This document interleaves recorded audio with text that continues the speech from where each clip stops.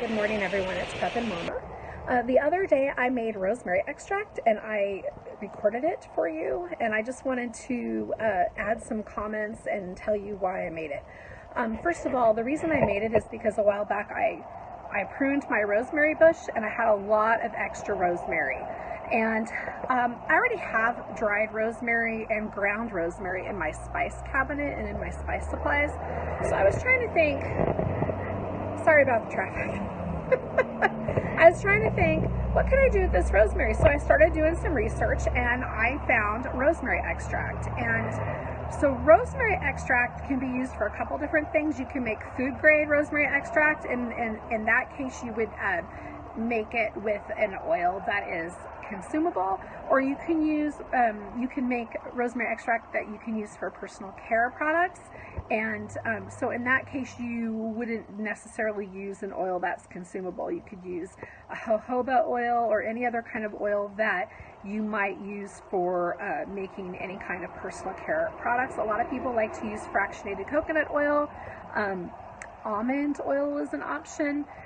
So in this case, I did go ahead and use oil that I can consume. I use grapeseed oil because it has, you can use it for high heat, and I made the rosemary extract double strength because I didn't want to have a lot of little bottles of it, because I haven't made it before and I wasn't sure, you know, how much I'd use, and it's the first time, so I didn't want to make a ton. So I made one 8-ounce bottle of rosemary extract, double strength. I used 1 cup of grapeseed oil and about 3 tablespoons of dried rosemary leaves. There were some blossoms in there as well. And I'm going to use that. So rosemary has a lot of preservative properties to it.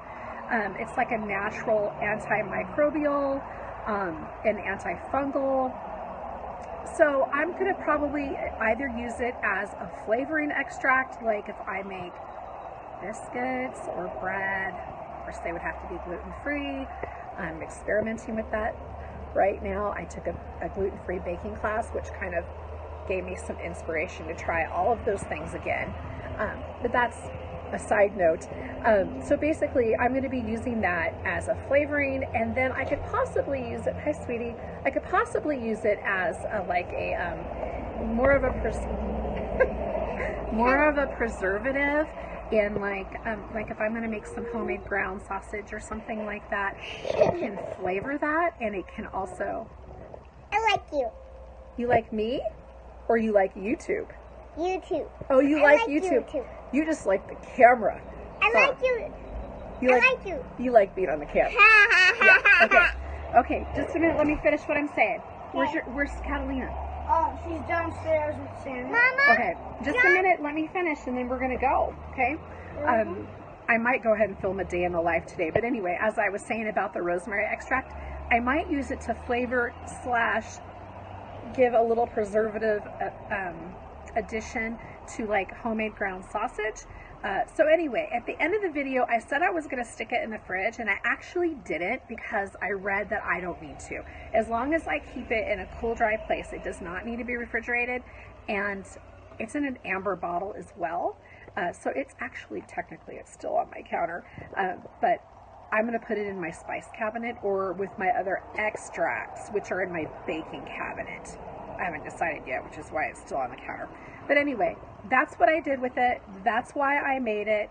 I will keep you posted. If I'm going to use it, if I'm going to make more to use for like beauty or personal care products, I will let you know, and I'll let you know how it works, or I might video it if you guys are interested. I'm dabbling right now. I'm taking a master herbalist class, and I'm starting to just kind of dabble with this stuff and learn. So I'm just learning, and as I go, I am sharing it with you. So thanks for joining me for this video, and I'll show you the finished product again at the end of the video. Thanks. Okay, everyone, this is what I'm using to do this. I have a pan of water and a double boiler, and this actually is a double boiler, but you can use a metal bowl that fits over your pot. A measuring cup, a fine strainer, grapeseed oil, dried rosemary from my bush, some funnels, and an amber jar with a lid.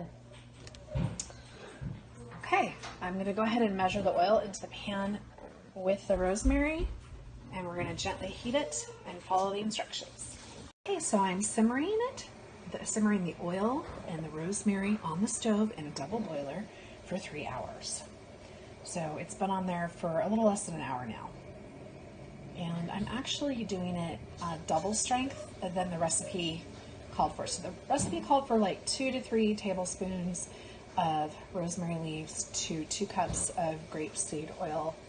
And I decided to do 1 cup of grapeseed oil because I only want 1 bottle of extract. I don't need any more than that. And the more rosemary is in it, actually the more shelf stable it will be. So that's what I'm doing. Okay everyone, it's time to go ahead and strain the rosemary and oil into this bottle that I have labeled. Please excuse my onions cooking in the background. I'm caramelizing onions right now.